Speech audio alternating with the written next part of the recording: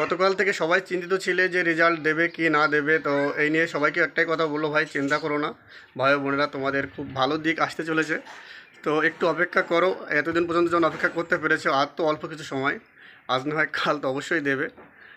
আশাই করা যায় যে আজ 19 তারিখ, আজকে দেওয়ার চান্স অনেকটাই কম। তো সেক্ষেত্রে বলা যায় যে হয়তো আজ দেবে না, তো কাল 20 তারিখ সবাই একটু পিআরবি ওয়েবসাইটে নজর রেখো, বা অনেকের বিভিন্ন গ্রুপ আছে, সেই গ্রুপগুলো একটু খেয়াল রেখো। আশা করা যায় কালকে দেবে সন্ধ্যার পরে, সবাই আশা রাখছে।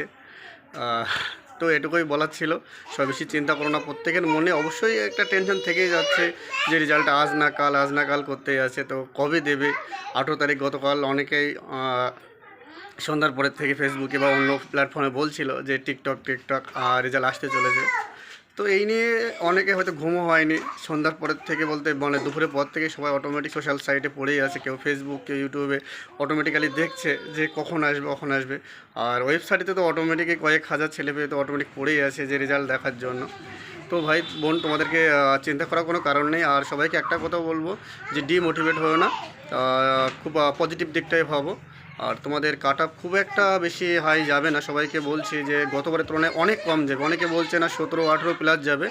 তো সবাইকে একটা কথা বলবো, 17-18 প্লাস যাবে না ভাই, অনেক কমই যাবে। আশা করা যায় তোমাদের হয়তো 6-7 কি 8 প্লাস এরকম হতে পারে, বা একটু কমও হতে পারে, বলতে পারছি না শিওর। তবে কম যাবে, অনেক কম যাবে, তোমরা চিন্তা করো না।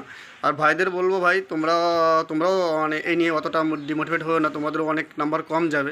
প্রত্যেক বছরও যা তোমরা দেখেছো এর প্রিভিয়াস ইয়ারে যে তোমাদের মোটামুটি কত গিয়েছে, ওই 16, 17, 18, কিন্তু অতটা যাবে না ভাই। মোটামুটি আশা করা যায় 10-12 প্লাস এরকমই থাকবে প্রত্যেক ক্যাটাগরিতে যেভাবে আছে। তো চিন্তা করো না ভাই, আশা করা যাক। তো দেখা যাক আগামীকাল কি হয়। সবাই সেই ওয়েবসাইটের দিকে খেয়াল রাখবে। তো ধন্যবাদ ভাই সবাইকে।